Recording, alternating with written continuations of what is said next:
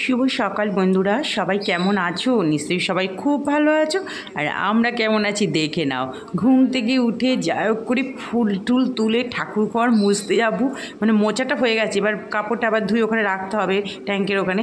বাস নেমে গেল, মানে আমার তো ওখান থেকে আমি গায়ে মানে টুকটাক আমার গায়ে পড়ছে। তারপর নিচে নেমে এসেই দেখো তোমাদের কাছে এই যে ভিডিও করছে, আমি ভাতটা অলরেডি বসিয়ে দিয়েছি, একটু লিকার চা নিয়ে তোমাদের সঙ্গে একটু কথা বলছি কী অবস্থা সকালবেলায়। আর এদিকে দেখো কিছুটা রান্না হচ্ছে। আর আমি এই ফাঁকে বলিনি একটু সময় নষ্ট করি না, তোমাদের দাদাভাই স্নান করতে ঢুকেছে, এই ফাঁকে আমি কি করছি, এই যে ঘর পুরো একদম ছাদ হয়ে গেছে, জামা কাপড়গুলো তুলে ওই ঘরে রেখে এসেছি। তারপরে দেখো আমি ঘড়ি দেখছি আর কাজ করছি। খাটটা একটু মুছে নিলাম, মুছে সোজা কিন্তু কিচেনে চলে গেছিলাম, বাস এখানে কিন্তু স্টপ করে দিয়েছিলাম জানো তো। তারপর কিচেনের ওই সময় তো আর ভিডিও করা হয় না, আবার পরে এসে একটু খাটটা মুছলাম। একটু মাঝে মাঝেই তো এগুলো কাজ তুমি জানোই, একদিন দুদিন অন্তর অন্তরে খাট ফাট মুছতে হয়, আলতো ধুলো পড়ে যায়। এই যে এসে এবার তোমাদের দাদাভাইকে খেতে দিয়ে এসে আমি চাদরটা পেতে দিচ্ছি, মানে কি বলি না যে একটু সময় নষ্ট করার মতো হাতে সময় আমার সকালে থাকে না, মানে একটু যে বসবো ওই করো ওই মানে থাকে না। এদিকে একটা জানলা খুলে দিলাম, বৃষ্টি তো এক পশলা হয়ে গেছে, এখন একটু থামলো। যাক বাবা, তোমাদের দাদাভাই বেরিয়ে গেলে হয়ে মানে তারপর হলেও তো খুব ব্যাপার না, কিন্তু ভীষণ অসুবিধা হয়। এই দেখো, আর আমার চাদর যেহেতু মাঝখানে খাট, অনেক সুবিধা জানো তো, ঘুরে ঘুরে চাদরটা পাতা যায়, খাটে আর উঠতে হয় না। এবার দেখো এটা কিন্তু তোমাদের দাদাভাই বেরিয়ে গেছে, তারপরে কাজ এইভাবেই আমি করি কাজ, কারণ একার হাতে বুঝতেই পারছো সব দিক সামলে করতে হয়, সংসারে প্রচুর কাজ থাকে, যে ড্রেসিং টেবিলের উপর সমস্ত কসমেটিক্সগুলো আলতো আলতো ধুলো পড়ে যায়, তারপরে এই পাউডার টাউডার তোমাদের দাদাভাই দেয়, একটু এটা ওটা একটু পড়েই যায়, স্বাভাবিক এটা পড়বেই, কাচের মধ্যে একটু লেগে যায়, আলতো ধুলো দেখবে, পাউডার টাউডার লাগিয়ে সমস্ত মুছে টুচে নিচ্ছি দেখো ভালো করে। আজকে মোটামুটি অনেকটা কাজই করেছি, লাস্টে তো হাঁপিয়েই গেছিলাম, কি বলবো আর। যতই মানে বৃষ্টি হোক একটা গরমের লেস তো আছে, আর কাজ করলে দেখবে বেশি গরম লাগে। আর যারা দেখবে সংসারকে ভালোবাসে, তারা কাজ না করে যতই নিজের শরীর খারাপ থাকুক শরীরের দিকে আর তাকায় না, তারা সংসারটাকে ঠিক রাখার জন্য ঠিক তারা কাজ করেই যাবে। আর আমার মনে হয় কি, ঘরের সংসারে কাজ পরিষ্কার পরিচ্ছন্ন ঘর থাকলে আমার যেন মনে হয় আমার নিজেকেও যেন ভালো লাগে, তখন যেন মনে হয় না আমি ঠিক সুস্থ হয়ে যাব। এই দেখো কসমেটিক্সগুলো সব গুছিয়ে রাখছি, ওই যে আলতো আলতো ধুলো পড়ে যায়, এক্ষুনি মানে পারফিউমের শিশিটা আমার হাতে পড়েই যেত, কাচের অত বড়। যাই হোক দেখো সব গুছানো হয়ে গেল। এবার মোটামুটি ঝাড়া পোছা অনেকটাই হয়ে গেছে, সব আলমারি পেছন টেছনও গোছালাম। এবার একটু 3 কড়া পরোটা বানিয়ে নিচ্ছি, টিফিনটা তো খেতে হবে, শুধু তো ঝাড়া পোছা করলেই হবে না। এই যে দেখো এটা মেয়েকে দিয়ে দিলাম, ওই ছোলার ডালটা বেশি করেই করেছিলাম, কালকে রয়ে গেছে। আমি ছোলার ডাল করলে 2 দিনের মতোই করে নিই, তাহলে একটু বেশ ভালো, আর খেতে এটা না খুব ভালো লাগে জানো তো। মেয়েকে বললাম রুটি করে দাও, বলছে না পরোটা করে দাও, কালকে তো লুচি খাওয়া হয়েছে। আর আমি মাছটা ভাজা বসিয়ে দিয়ে তারপর আমিও টিফিন করে নিয়েছিলাম। এই দেখো মাছ ভাজা সব হয়ে গেছে, আমি এইভাবেই করি, তোমাদেরকে বলি একটা কিছু বসিয়ে দিয়ে আমি টিফিনটা করি, মানে আমার কাছে সময় নষ্ট করলে তো চলবে না। এই দেখো আজকে না ডুমো আলু আর ডুমো পটল করে ভেজে মাছের ঝোলটা করছি, একটু বেশ পেঁয়াজ টেয়াজ দিয়ে। দেখো আবার আর একটা গ্যাস জ্বালিয়ে এখানে বসিয়ে দিলাম, কারণ দুটো না চালালে তো হবে না, তাই কত দেরি হয়ে যায় জানো। আসলে কী বলো তো, একার হাতে করি তো মানে দেরি হয়ে যায়, কিছু করার নেই, শত কাজ করতে হয়।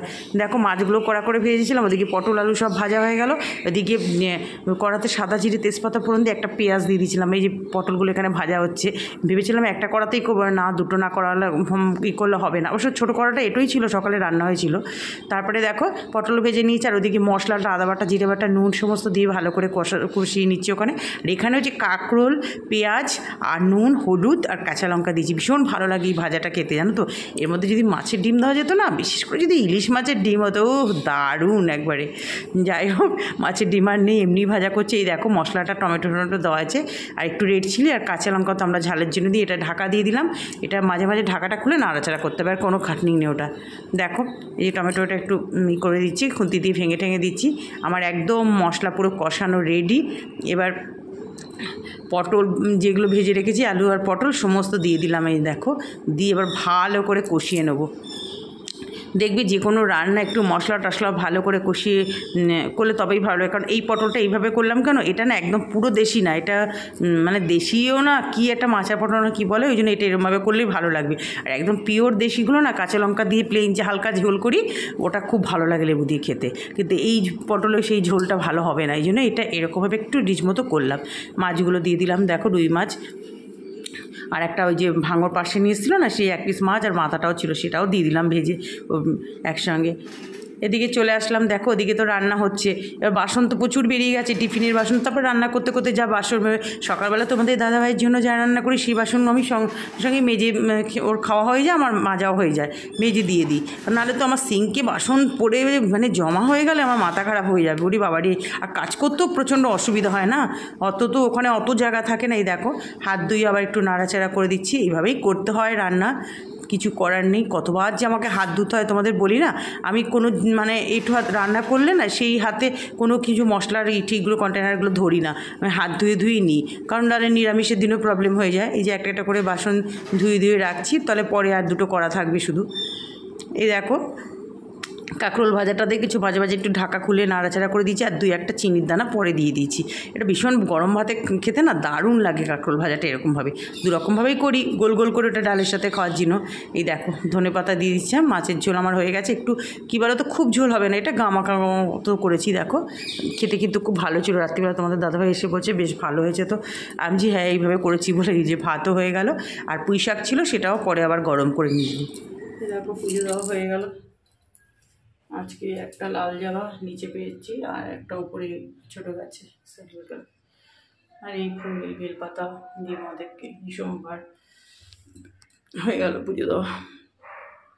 এই দেখো বন্ধুরা, রোজ যখনই খেতে বসবো তখনই কালো করে আসবে। লাইট জ্বালিয়ে খেতে বসলাম।